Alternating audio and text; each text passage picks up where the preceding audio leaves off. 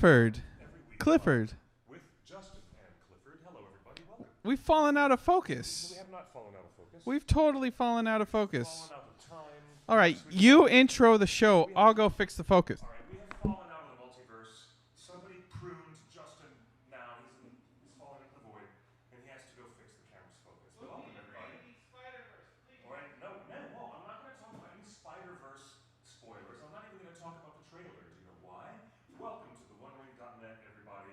We're not going to talk about those things. We're going to talk about hobbits, dragons, first age, second age, Numenor, and all kinds of crazy Tolkien business. And we might sneak in a little bit of commentary and a little bit of fun mischief here and there concerning other pop culture behemoths that are rising on the horizon. Most obviously of interest to me would be Frank Herbert's Dune being adapted by the extraordinary director Denis Villeneuve. So we're looking forward to Dune. We're looking forward to, of course, the Spider-Man movie. Okay, right? No Way Home. And Dr. Stephen Strange is there in a fabulous outfit that everyone's talking about online. But no spoilers. We're not going to talk about that. We also have with a B, we have a billion. That's way too loud, Justin. I'm holding the microphone like 5 feet away from my face. I'm still getting feedback. That's way too loud. Just so you know, we're here live at Scalability Cantina. Welcome to the conversation. Oh, what I've got on my wrist. A little badge of honor. Okay, now I lost my voice entirely. Welcome to Scalability. You are watching the OneRing.net, and a host of hosts is here with you tonight, Clifford Broadway, myself. Hello, and not even the least bit immodest about it, am I? Nice to have you here, everybody, and welcome to the live audience. Justin is here doing technical jiggery-pokery to get the audio and the video working just right. And yeah, instead of $1 million, I should say, with a B, billion dollar franchise effort from Amazon Studios. We're going to talk about the television series that Amazon Studios is producing right now, and you know, the surprising news that they were moving to the United Kingdom for seasons 2 through 5, or maybe it'll be 7 seasons. We really don't know how long lasting this series will be, but we're going to talk about New Zealand. We're going to talk about their COVID lockdowns, all kinds of interesting things happening, and I encourage you all to join us on our multi-platform show, which runs on Instagram, Twitter, Twitch, YouTube, Facebook. We're all here. 6 seasons in a movie? Is that what everybody wants? 6 seasons in a movie? We're also going to talk about... Here, use this one. We're going to talk about that feature film. Hello. We're going to talk about what Warner Brothers Animation just announced, because in cooperation with New Line Cinema, obviously, we have another feature film that is in the Peter Jackson Middle-earth verse. Is that what it's called? The Peter Jackson verse? Now, is that the proper name fit? Okay, so we're going to have the War of the Rohirrim. Something to look forward to. Oh, wow. And, well, a little bump in the road, but it won't last too long, I promise you. Anybody, raise your hand if you've seen The Green Knight, that extraordinary film about Sir Gawain and the Green Knight. Have you seen it? Raise your hand, kids. I'm going to look for you in the live chat. Right now, I'm going to open up the chat here on YouTube and say hello, everybody. Big, exciting news that I'm really stoked about. I would really like to start the show right at the top with this idea that Tolkien's manuscripts and an overall curated study of medieval manuscripts is going to appear under the banner of Marquette University. And, you know, at Marquette University, at their Rayner Memorial Libraries, they've had all of the original Tolkien papers and manuscripts that Professor Tolkien wrote. But now... Did we visit Marquette? No. We visited Wheaton College. We visited Wheaton College in Illinois. We didn't go up from the state line from Illinois up to Wisconsin, although we should have. And they're at Marquette University. They just announced that the Haggerty Museum of Art is going to have this fantastic thing next summer through the fall 2022 with, and I'll read this to you, everybody, and welcome aboard. Welcome to the OneRing.net. My name is Clifford Broadway. That's Justin Sewell, and here we are, okay? Marquette University's Rayner Memorial Libraries and the Haggerty Museum of Art are pleased to announce an upcoming exhibition of manuscripts from the celebrated author J.R.R. Tolkien. Wow. Best known for his literary classics, You Know What and You Know Who. The exhibit considers Tolkien's work through the lens of manuscripts, both in terms of the materials he studied as a medieval philologist and the manuscripts he created while developing his legendarium.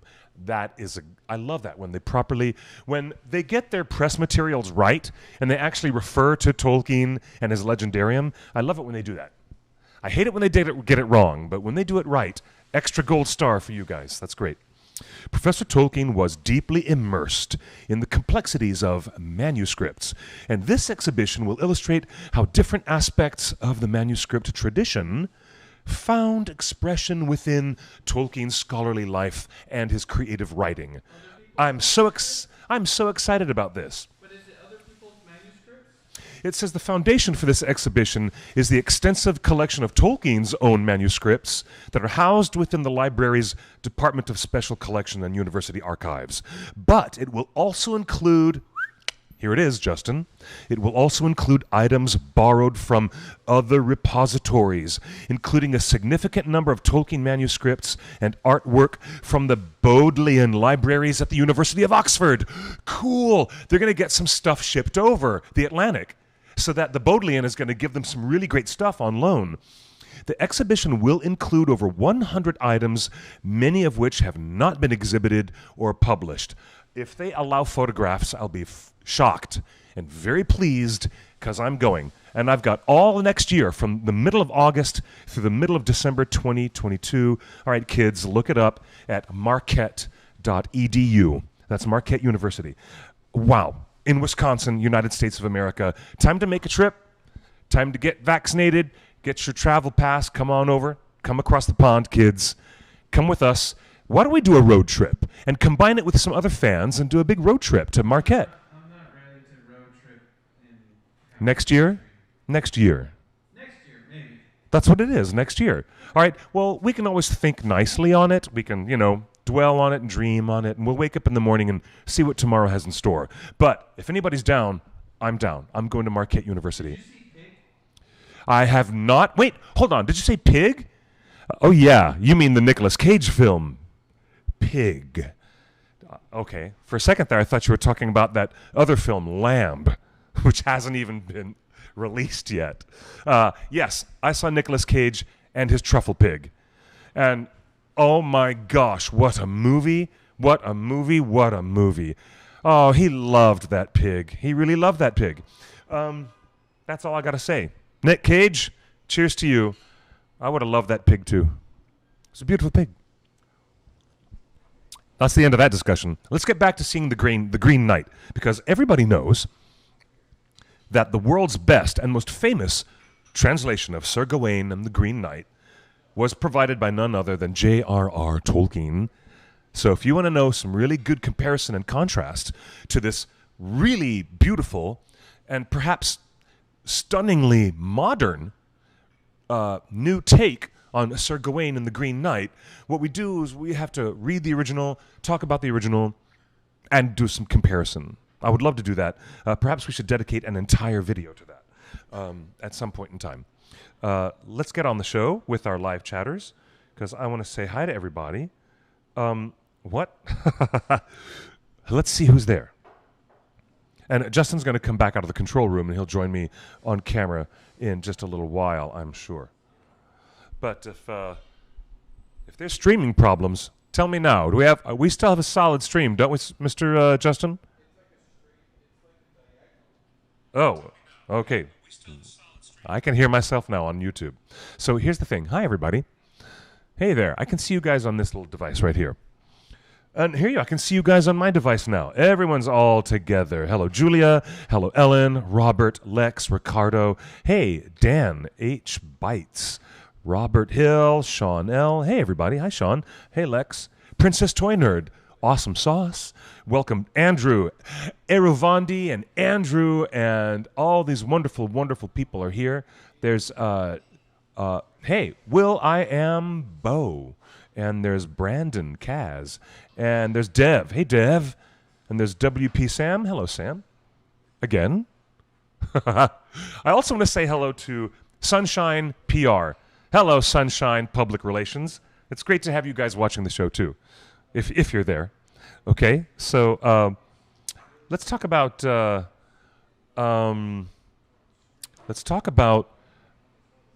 Let's just raise your hands. I want to see everybody in the chat raise your hands if you have read Tolkien's translation of Sir Gawain and the Green Knight, and if you've seen the film, and if you think we should do like a real studied and particular point-by-point breakdown. I mean, I could, if I had the chance and I had the video editing skills, I probably would sit down, you know, like Matt does on Nerd of the Rings. He's the best.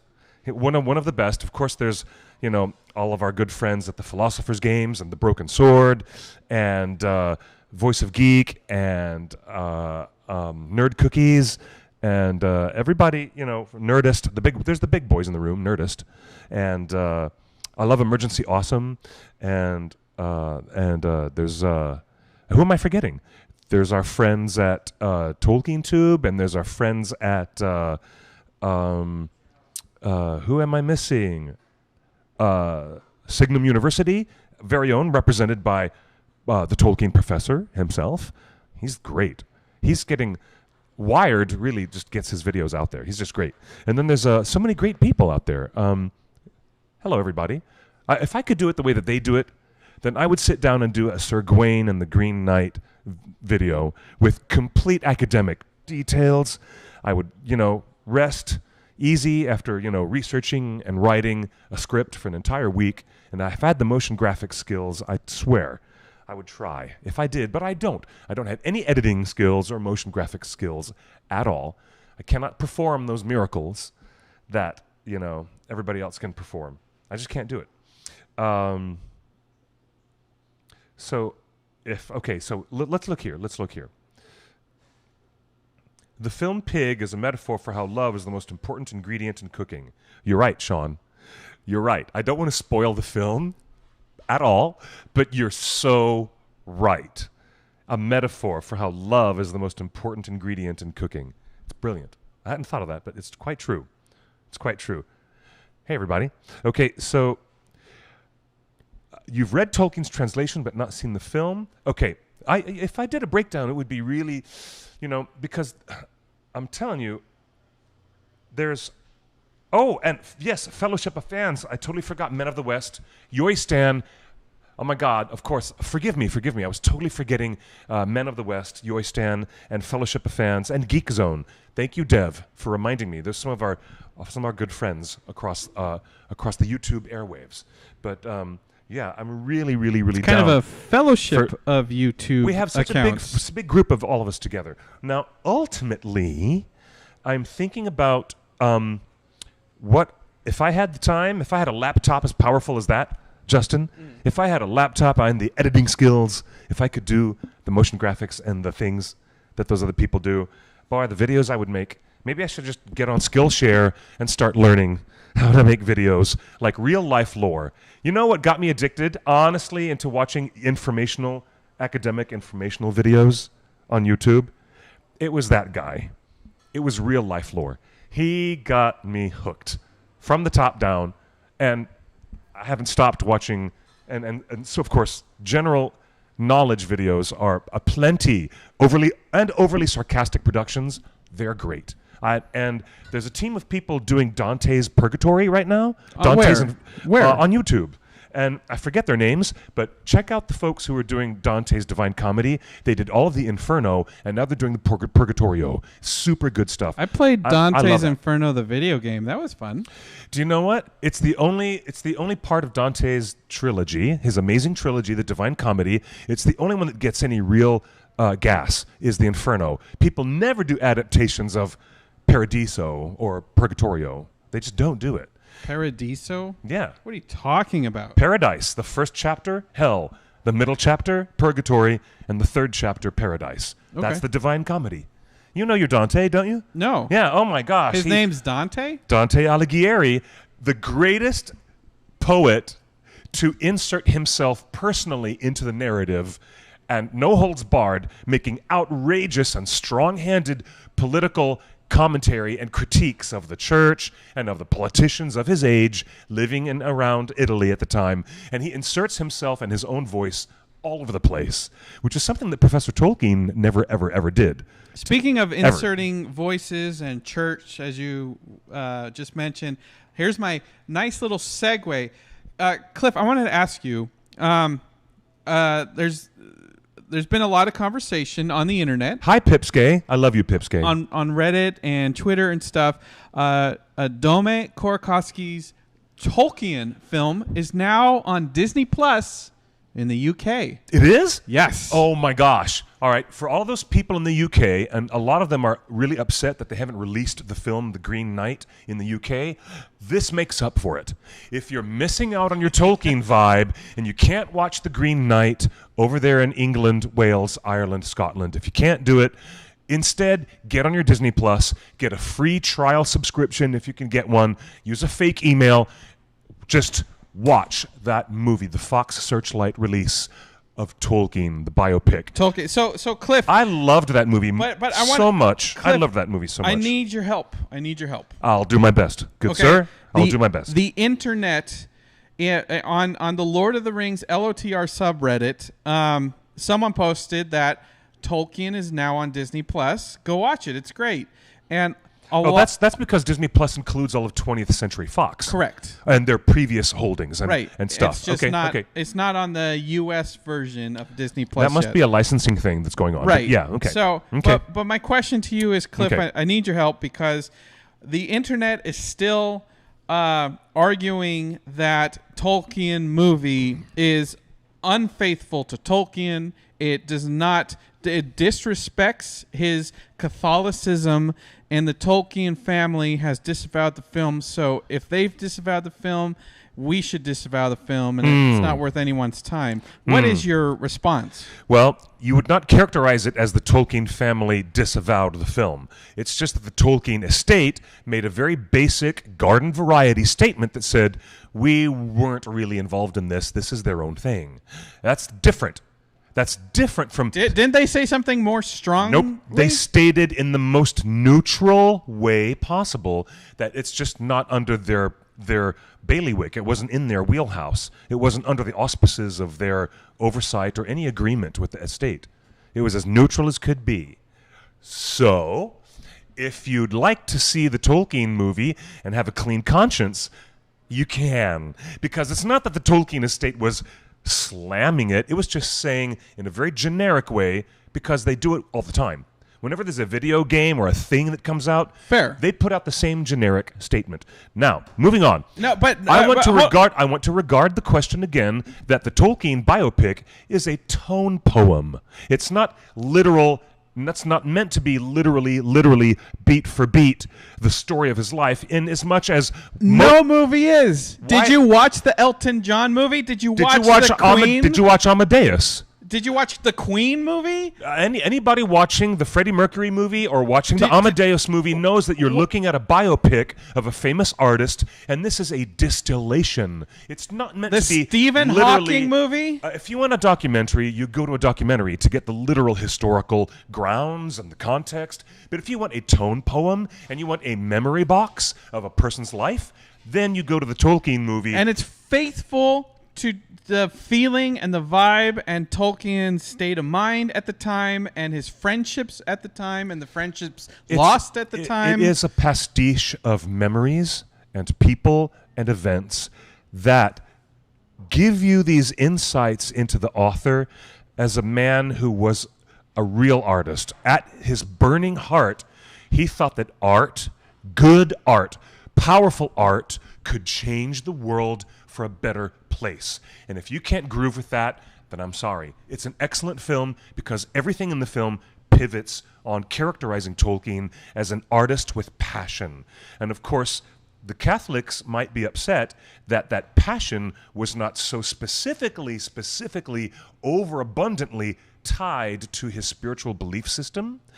But they don't ignore it. But they don't ignore his Catholicism at all. They don't ignore it. In fact, his relationship with the church and with Christ is a key part, two key parts of this film.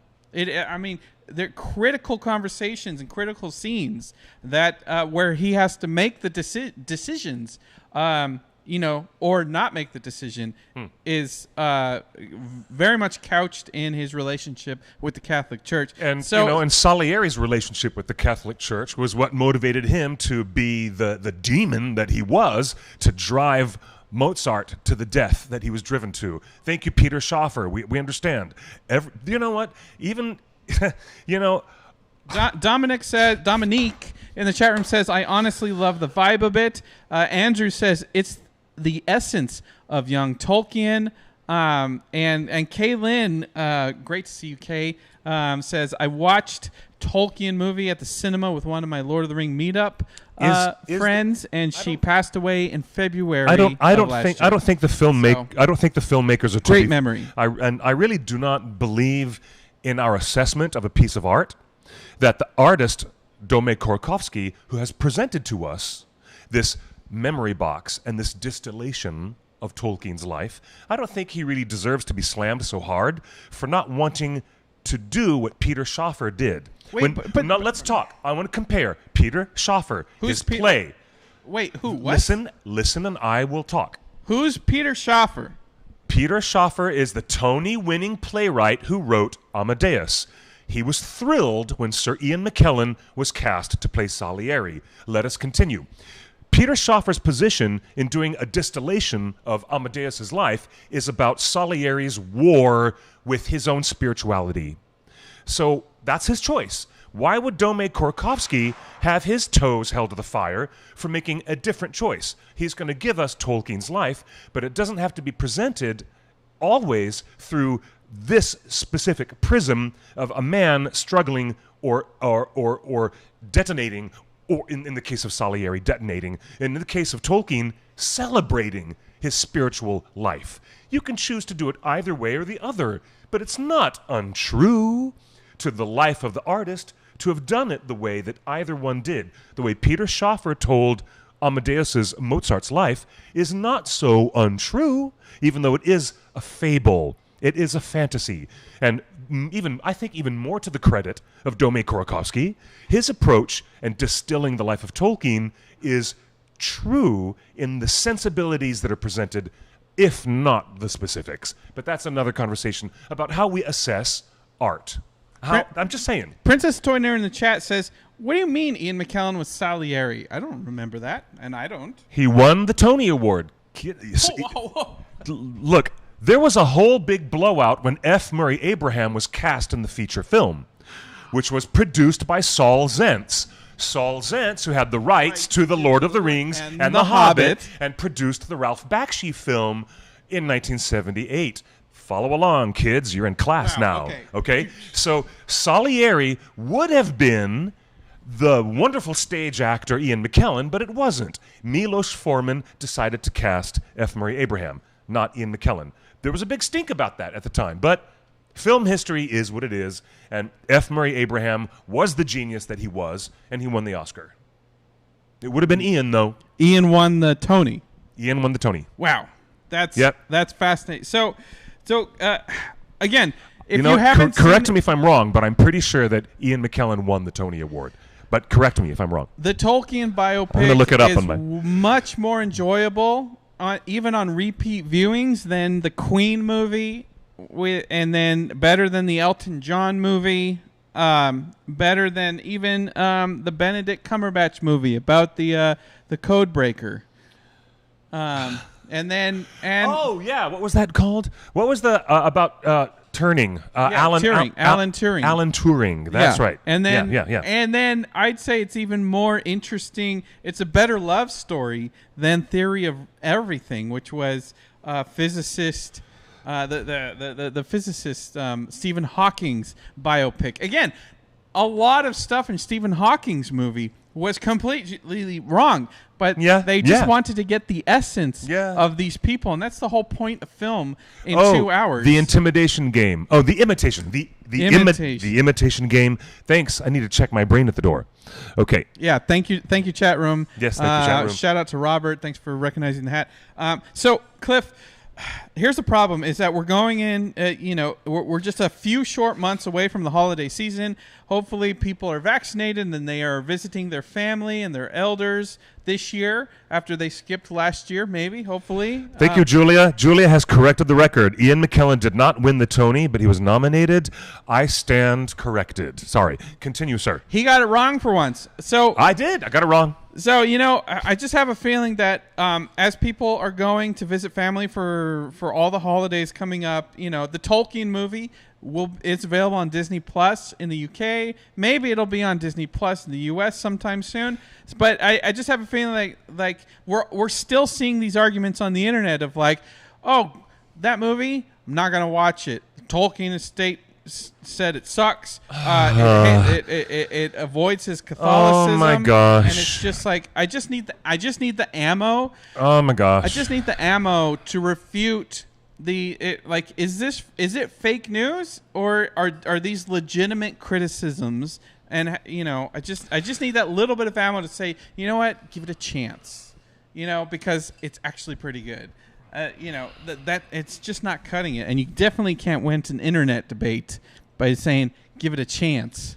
You know what? You can win an internet debate by keeping it more open-handed and open-minded and saying, why don't we just talk more honestly about how we assess and absorb and consume art?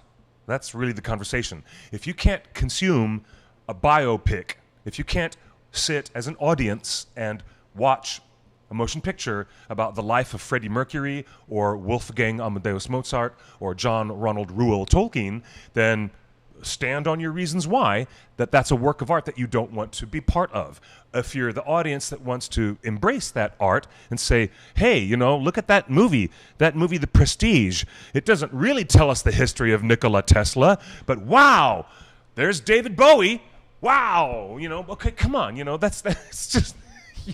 I'm sorry. That was a reach. That was a bit of a reach. So I want to assess. Wikipedia is saying Sir Ian did win the Tony. Did? Am I wrong? So who's wrong? Who's right? Wrong? Who's right? The internet's getting it wrong. The internet's getting it right. We're gonna find out. We're having an internet fight right now. Did Ian McKellen win a Tony as Salieri? I'm gonna look it up on another website, and this will be. The Drama Desk. No. Don't say that. I want to say Amadeus Tony Awards. Okay, there you go. Let's look that up. Amadeus Tony Awards? In 1981, it won 5 Tony Awards last night, including Best Play, Director, and Actor, making the British import overall the high scorer of the Broadway Prize Sweep in 1981. Okay. Let me see. Someone in the chat room says, hold the crow. Cliff, you were right. Man. Okay, am I crazy? I really need a win once in a while. It says right here. Hey, guys, it's right here. Listen. Ian McKellen, and they spelled his name wrong. I'm reading an article from 1981. They spelled his name with an A-N. McKellan? It's not McKellan. Can I talk to you reporters and all you press people out there, especially the ones working at Amazon Studios? If he ever comes onto the show, if Ian McKellen ever does a cameo on the show, make sure you don't spell it A-N, okay? It says, Ian McKellen won for his role as Mozart's rival, Antonio Salieri, in Amadeus, a play which started its U.S. run at Washington's National Theater. In Washington. Cliff, it started in Washington, D.C., moved to Broadway. When it was on Broadway, he was eligible. He won the Tony. I can't believe it. Do you remember the film review of Fellowship of the Ring in the New York Times? The venerable New York Times, and they spelled Orlando Bloom's name wrong? Oh, my gosh. Yeah, I do Armando Bloom. They called him Armando Bloom, the guy that probably went on to the biggest career post Lord of the Rings. Orlando Bloom was called Armando Bloom in the official New York Times review of Fellowship of the Ring. That's just one of the most fun things. Cliff, I love you guys. I want to tell the live audience that's with us now, I just love you guys so much. I love you guys and girls and everybody. I just love you all. You guys are great. This is such a great audience tonight. We just love Amadeus. But look, we started talking about Amadeus because we were talking about Tolkien. Well, you know, and the reaction. Ian felt like he was cheated because he was nominated as Gandalf for Best Supporting Actor. Okay. He was cheated of his Oscar, but it wasn't that bad because one of his closest and dearest friends, Jim Broadbent, actually won for Best Supporting Actor for the film Iris that year when Ian McKellen lost. But Ian had a previous chance to play Salieri, didn't get the role. It would have been his Oscar. He would have gotten the Oscar back in the early 80s, way before the Gandalf role. Okay. But I mean, I think Ian really felt like he's missed out. And when is his chance? You know? Yeah. Like, when are they going to... Oh, we're going to call on the hotline. When is Ian... Let's call. Ian deserves an Oscar. Hi, who's calling? He deserves an Oscar.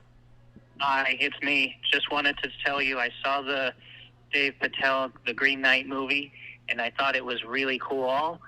And I was thinking Dave Patel could make an excellent Dunedain of Numenor. What do you think? Absolutely.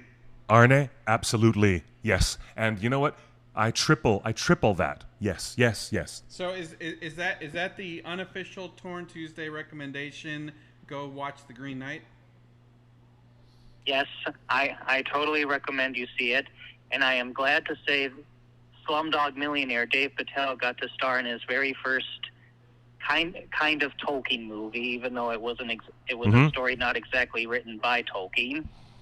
No, but it was one of Tolkien's greatest interests in his academic life, and he burned a lot of calories to bring Sir Gawain and the Green Knight to a modern audience with Tolkien's translation. And that means his heart and soul is in it, really. Tolkien made it famous. He did. Or before this new film, you know, but I'm telling you what, there's been a lot of film adaptations of Sir Gawain and the Green Knight, and this one in particular hits in a more modern way, even though it's very, very medieval, and it looks ancient, and it feels like a meditation on ancient things and ancient ideology of the virtues of knighthood, the 5 points of 5 virtues of being a knight.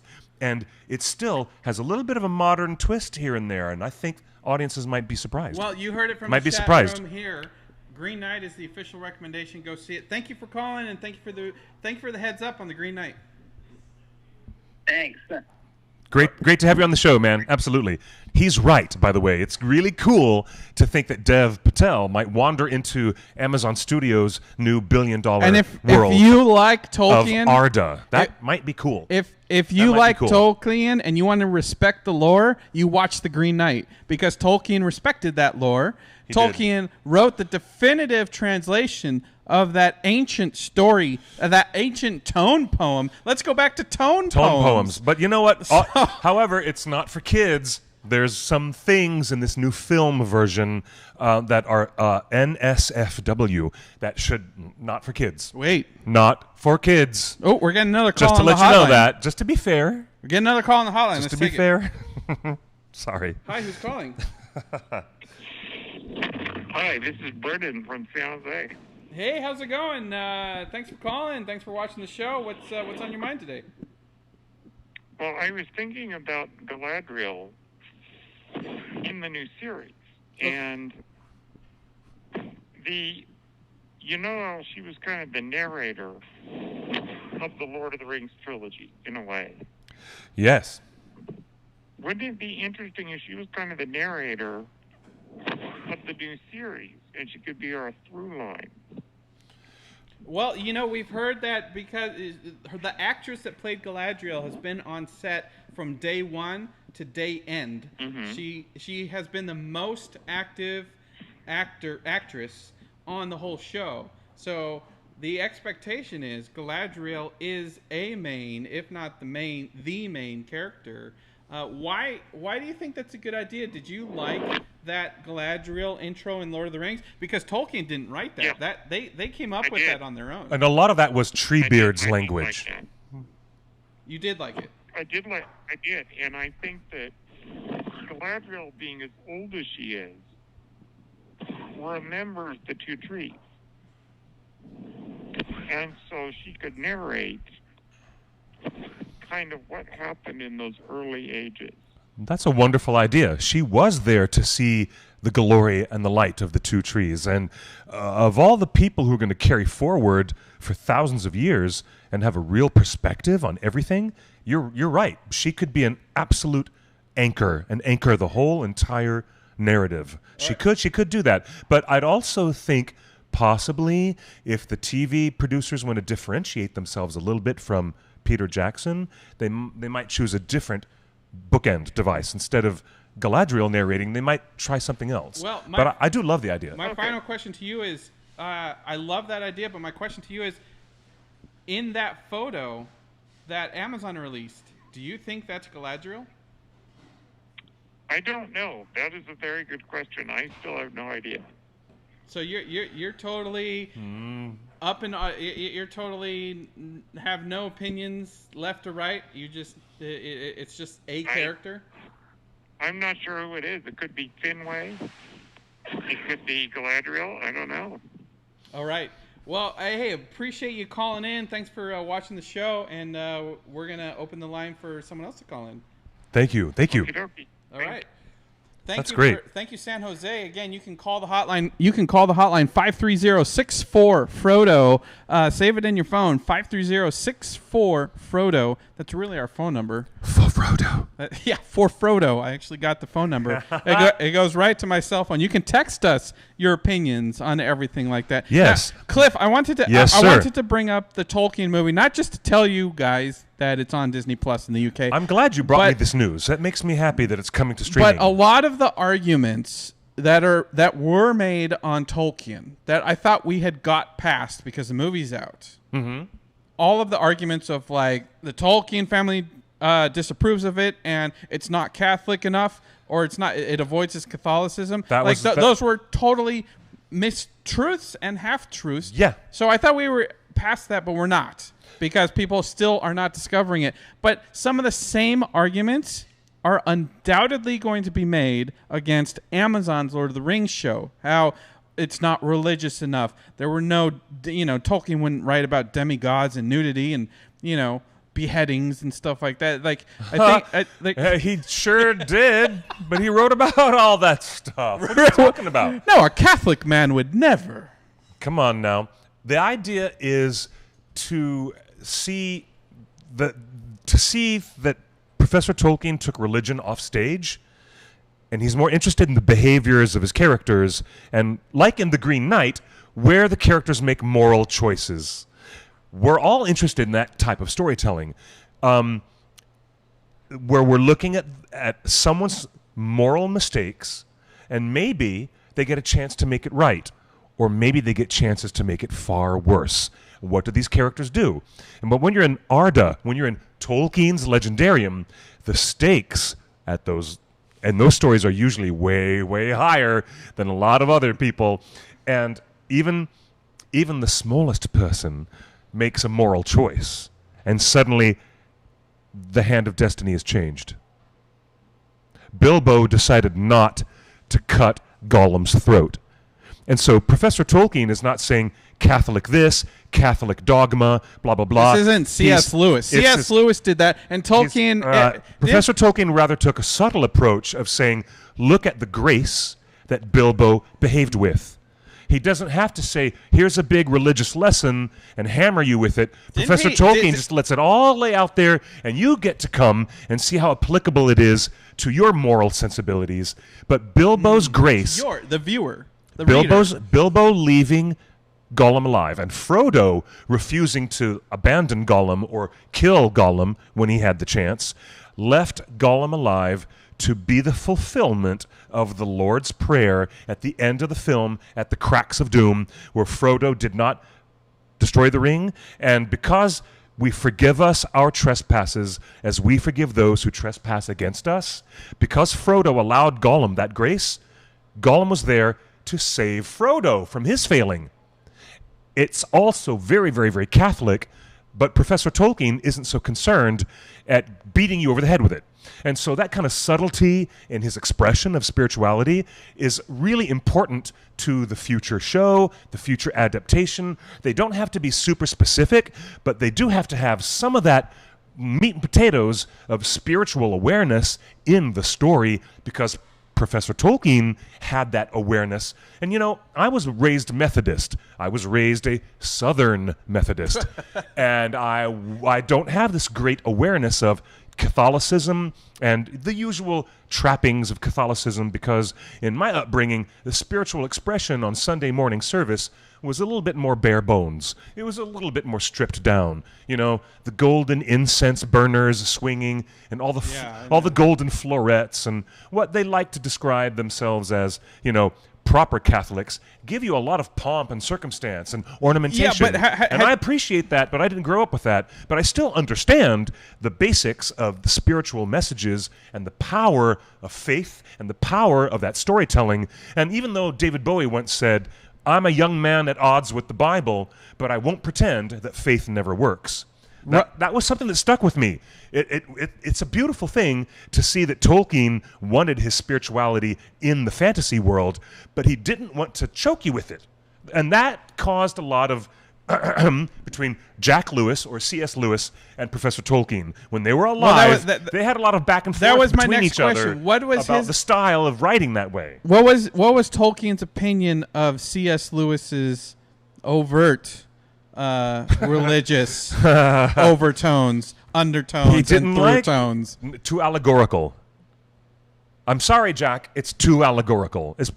I am not a predictor of the past as much as I think I am, but I would imagine if they were sitting there at the Eagle and Child having a pint with the other Inklings, I'm pretty sure that Professor Tolkien looked at his friend C.S. Lewis and said, "It's too allegorical. Why don't you take a lighter hand to this? Why don't you take a lighter approach to this?" And I'm sure they fought about it in way more intellectual detail than I just glossed over with. I'm sure that was, I'm sorry, I apologize. I apologize to C.S. Lewis fans and Tolkien fans everywhere. But, you know, I wasn't in the room. I wasn't sitting there in the room, but I can imagine that's what they talked about. But Cliff, tell me, how do you reconcile that perspective of incorporating religion into your narrative and his staunch, very conservative Catholicism, to the point where they when the church said no more Latin, we're going to speak in English. Yep. Tolkien was like, shouting Latin. He was shouting. He was the one man still sitting in the cathedral shouting he back the Latin mass. Everyone else is singing in English, and here's this grumpy Latin. old man in the corner. I love him. Shouting Latin. I love him so much. His grandson is like hiding in shame, like, Grandpa, come on. Like, can you imagine? But how do you reconcile that? Because he obviously was super religious, but it sounds like he didn't want that carried over into his stories and his legendarium. To quote one of his letters, he said, "It's not about anything but itself," unquote. That's what he said. There's a lot of scholarship out there that is way, way, way more in-depth and way more well considered than anything that I'm going to say. Please. And I take no grand claims at being able to put forward anything more erudite than what has already been better said. But how do you reconcile? The question is so strangely framed. How do you reconcile? Look, I'm just having. If he had conservative beliefs, how do I reconcile that his fantasy world had a more restrained approach to using ham-fisted allegory? I mean, that's the writer's choice. That's a stylistic choice. As a writer, it did not please him. As he read materials and other fantasy stories and other great stories, it wasn't so pleasing to him in the power of storytelling, especially in what he dwelt in, the world of fairy, the world beyond the veil of what is normal in our primary world. I've posted the phone number. I'm sure. Per the chat room request. I see you, Zimmerman. I'm sure. I see you, Rory and Robert. That Professor Tolkien thought that Text us your opinions. I'll read them on the air. he was writing something that pleased his. At first, he was writing stories that pleased his children. He was writing stories for his children. I don't look. First, The Hobbit, and then he was writing things. At first, The It was Hobbit scratching an itch that he personally had, but he was using his kids as an excuse to. No. He had a whole world that he didn't think The Hobbit would mesh into at first. Right. He had created languages and And then he special edition and retcon that great story. history of the Noldorin elves, and the things with the Silmarils and all the stuff in the First Age. But then The Hobbit became the offspring of his imagination for his kids. He was entertaining them. And then it became something much more when he decided to Venn diagram and overlap the whole background of languages and elves into the spinning of the story that he had in front of him. And then it became a place where his languages could live and breathe. So, you know what? I have to start there. I think the start of all of it was really Tolkien's linguistic efforts.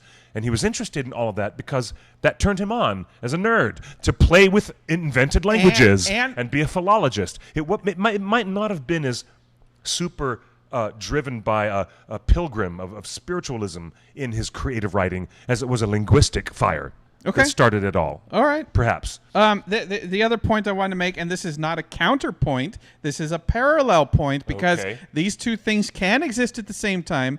For all the creative decisions that you just explained, we should also mention that The Hobbit was an incredible bestseller, and the publisher wanted a sequel. And the easiest way to get people to buy your next book or watch your next movie is make a sequel, connect it to what you were famous for. The Hobbit made a lot of money, and Tolkien knew how much money The Lord of the Rings could make in the potential, and not only did he make efforts to connect the worlds, and he published a special edition retcon version of The Hobbit in a few years prior to Lord of the Rings to get people prepared, but he also refused an advance from his publisher. He refused money up front so he could keep more of the back end. He knew that if he did this right, this is going to make a ton of money, and he waited. Not only did he make a ton of money with that deal, by not taking an advance, he maintained control of the film rights. And as we know, the film rights, he waited until the end of his life to set his family up for generations to come with the selling of the film rights. So all I'm saying is Tolkien was as much as of a good businessman as he was a genius creatively. We've got the hotlines are open, 530-643-7636. You can text us your opinions. Now, Cliff, that's a very interesting point, Majkus. C.S. Lewis's portrayal of the lion Aslan, who is a metaphor for Jesus Christ, as, quote, not a tame lion, unquote, and also, quote, he comes and goes as he pleases, unquote, was another thing that Tolkien, as a Catholic, couldn't buy, because Christ is always imminent. Because if you're going to be that specific with using an allegory of what Aslan representing the Jesus figure in the story, and if you're going to not have it be appropriate to Tolkien's Catholic ideas, yeah, they got into it over that too. You know, I would love to have a time machine only for one purpose, just to go back and listen to the conversations between these erudite individuals. They're drinking at the pub in the Inklings. I would love to be there with Charles Williams and Lewis and Tolkien, sitting there listening to all of them pick apart with great intelligentsia, with great specifics, fine-tooth combing what makes a story work, what makes a story not work. He would shoo you off like a fanboy. He would just shoo you off. I would be an invisible fly in the Taj Mahal. Hey, Cliff, I would be an invisible fly speaking on of the wall going back, to listen. Speaking of going back, you know what has always occurred to me? I have family in education, and you know, there's a line of thought that like the best creative people are the ones that can share their power and their knowledge It's what you do, and it's what you do for the next generation. I mean, that's the story of Lord of the Rings, right? Mm-hmm. Frodo says, "I didn't save the Shire for me. I saved the Shire for the next generation." Yes, right. Frodo literally says that. Yes, yes. So yes, I get that. Have any of Tolkien's students gone on to great literary success? Gosh, I would imagine so. You would imagine so. I would imagine so. I wonder. It'd be worth looking into. Because you hear about directors like George Lucas apprenticed under Francis Ford Coppola, and then he took off. And we're at Scum and Villainy. And you hear about these writers that like, so and so learned his craft under this professor who you all know because he did this thing. Whether it's stage or screen or poetry or anything. I can't remember ever hearing anyone of note being introduced, recognizing that they were a student of Tolkien. So, Shadowlands is one of his favorite movies. Oh, Shadowlands? Who's talking about Shadowlands? Arne, our guy who just called in. Oh, Arne. Dude, yeah. Shadowlands is one of his favorite films. Shadowlands was directed by Richard Attenborough, who you may know as John Hammond in Jurassic Park, an accomplished Oscar-winning director in his own right. But he directed a movie starring Anthony Hopkins about C.S. Lewis. Mm-hmm. C.S. Lewis found everything late in life. He found religion late in life. Mm-hmm. He found love late in life, and he found marriage late in life. Shadowlands is about C.S. Lewis, and the antagonist in that film is a caricature of Tolkien because the Tolkien family would not let them use Tolkien's name even though they were best friends. So the best movie about C.S. Lewis, again, that's a tone poem. It's a beautiful love story, but it's also a tone poem. It doesn't get everything accurate. This is what I'm trying to reconcile, Cliff. This is what I'm having a hard time with, is that there's all of this debate of like, don't watch a Tolkien movie, it's not Catholic. And then Lord of the Rings, it's absolutely not Catholic because he insisted on not putting religion in the story. So I'm like, how can fandom be so torn? Like, Tolkien was very specific in excluding the religious overtones. When I was a 13-year-old boy, my pastor at my church suggested to me, "Why are you always reading Lord of the Rings? Why don't you read some other things that actually have messages of the Lord in it?" And I was just 12, 13 years old at the time, and I was caught off guard, and I couldn't actually have the conversation properly. Not knowing what I know now. If the adult me could go back in time, again, what a weird nostalgic idea, but I would have that conversation again with my pastor, because I would have said there's just so much metaphysical power in the fact that Tolkien's Christian beliefs and deeply held Catholic beliefs are in the messaging, in the story, in the moral choices and moral failures and all the moral sacrifices that these characters need to have are in there, and it still supports, without you even knowing it, Tolkien's deeper-seated Catholic ideology. It's all supported in there. If I knew now what I knew then. Micus in the chat room says, but Lord of the Rings is fundamentally Catholic. It is able to be that for the Catholic reader. It is able to provide that for the non-Catholic reader as well. Okay? The Lord of the Rings is still going to be the Lord of the Rings no matter what. And when you finish reading it and you're closing the very last page and Sam says, "Well, I'm back," and you're crying, and you're a grown man, and you finish the book, you close the page, and what happened to you? You're weeping like a child, like a little girl who skinned her knee, fell down on the ground. You're a grown-ass man, and you're weeping, because wherever you are, whoever you are, Tolkien managed to get the message across. He manages to get that grace. Did Tolkien that ever grace, say it's a Catholic work? He did say it was a fundamentally. Didn't he say that? That he did say that it was a fundamentally Catholic work in one of his letters? But it's also to be said that in Tolkien's letters, they were always written for a different audience. One letter written for his son is a different letter that he wrote for his publisher. Context and he knew, is everything. Context is everything. But if Professor Tolkien was trying to speak to some people in response to the published story about there are fundamental Catholic components that are all going to be there to satisfy either the non-Catholic or the very, very, very Catholic reader. Both readers are going to get the same joy and the same eucatastrophe.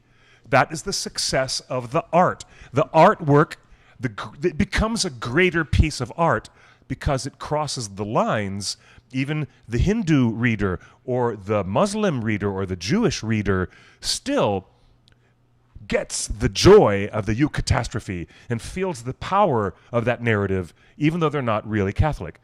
And that's why it's a great work of art that has withstood the test of time for many, many, many, many decades, because wherever you're coming from, Tolkien probably succeeded better than Lewis, in my humble opinion, because he was able to not be so ham-fisted and beat you over the head with it. I find it fascinating that the critics of the Tolkien movie want to come down so hard about that component of Professor Tolkien's life that was not drilled into the DNA of the movie, but that's okay because, someone else can tell another story in film of Tolkien's life and have a completely different point of view about Tolkien's drive as an artist. But it's not lacking. The movie that Dome Karkovsky made is not lacking because it's driving you to understand what motivated him as a young artist, the terrors of war, the loss of his friends, the loss of his mother when he was just a boy, living in a world that, was shaky from his father being dead when he was just a baby and not knowing what's going to happen to him. The fact is that charity and kindness and forgiveness are things that are on display in the Tolkien movie anyways, without it being overtly Catholic. So it's okay. I think it's all okay. And the greater success of Tolkien as an author, and you can get that when you read his stories, no matter your background, is that he gets the point across. He succeeds, and it takes you about 1,200 pages to do it. And it took him over 15 years to construct it and to write it and to make it work. So, I think it's fantastic. In all things being equal in this conversation, we learn more about the spirit within when we read The Lord of the Rings, we read Tolkien. We learn so much more about it without him doing any finger wagging at us. And that's why it's a stronger lesson that we receive. Better than any Sunday school lesson, because when you're trapped in Sunday school and you're getting your finger waved at you by the teacher and it's like, oh, I can't absorb this, you absorb it differently the way that Tolkien gives it to you, as opposed to the rebellious young kid that I was who wasn't listening every morning in Sunday school, although I did my best. You guys, you know what I'm saying with that. Yes. You know what I'm saying with that. And I will say, a lot of people will quote Tolkien's letters, but his letters, again, context is everything. And the older Tolkien got, the more interesting his responses became, more vocal he was about how explicit his explicit intentions were. I think early on he partially wanted to sell more books. So he was like, it just means everything to everyone. I got my intentions, but the reader brings their own intentions, right? Later in life, so several of his letters in the Letters of J.R.R. Tolkien, which you can buy, the book, is a collection of letters. You can read letters that he wrote in 1952, and then you can read a letter that he wrote in 1970. 52, 62, 72. I love you, Iravandi. I know you're not wagging your finger at your kids in your Sunday school class. Oh, bless your heart. That's just my experience. But I'm glad you're not doing that. I'm glad that you laugh and talk and have fun. Lord of the Rings and tell good stories. I love that. If Lord of the Rings is I love it. Is not explicitly Catholic work. Yes. Is the Silmarillion more explicitly Catholic? Oh, I don't know about that. I don't know. And that's for another show because Amazon's got the Silmarillion rights. That's for another. They have some. They have some Silmarillion rights. But it's unfortunate that Professor Tolkien did not shape and get the finalized form written of the Silmarillion the way he wanted it done. Because if he had gotten the chance to do it in rewrites and getting it done and polished right to the way he wanted it, I think Professor Tolkien might have gotten. Excuse me. He might have gotten it to a point, but I read the Silmarillion at a level of medieval tragedy that kind of predates monotheism, and the concept of monotheism isn't I wonder, let's talk about this on another show. Is the religion of the Noldor, the elves, is it monotheistic or is it polytheistic? Ooh. I'm intrigued because there is Iluvatar, known as Eru, the One, who is the source of all life and all creation in this legendarium. But then there's also the Valar and the many what you call angelic beings that are an equivalent to a pantheon of gods and goddesses, a pantheon in the classic mythological sense. So is it a plurality of divinities or a single divinity? I would love to have another show in the near future where we talk more about the nuts and bolts of the spiritual system in the Silmarillion. But you know what? That might be a conversation for another day. That's a conversation for another day. I'm very intrigued by that idea, though. So, but there's so much to talk about. We're almost a full year away from the release of Amazon's Lord of the Rings. Next week will be the 1 year countdown. In fact, someone mentioned it in the chat. Next week will be the 1 year countdown to the premiere of Amazon's billion-dollar Lord of the Rings series. That is a great reference. Micus, I'm going to pronounce it correct. Micus, thank you. Silmarillion is Niggle's tree, a reference to Leaf by Niggle, where Tolkien never stopped painting it. That's an excellent reference. I love that you said that. It's very, very good. So next week is a huge preparation party, we should say, the 1 year countdown. And you know what? It's next week, Cliff? Interesting call. Lex Royal. Lex, interesting concept. I'm really down with our chatters. They're the best. We have the best live audience. They're so well-read. We have the best, most intelligent live audience. It's crazy. I'm loving it. All right. So we're going to finish up the show. And before we go. Next week. Yes. Tolkien's new book comes out. Have you pre-ordered it? Oh. Pre-order it right now. Make sure you will get it on time. The Nature of Middle-earth? The Nature of Middle-earth. Edited by Carl Hofstetter. I'm so down. Cliff. The Nature of Middle-earth. I can't wait to get my hands on that. Tolkien is changing things. We already know from the leaked manuscript from the book. We already know. He's changed how long elves can be pregnant.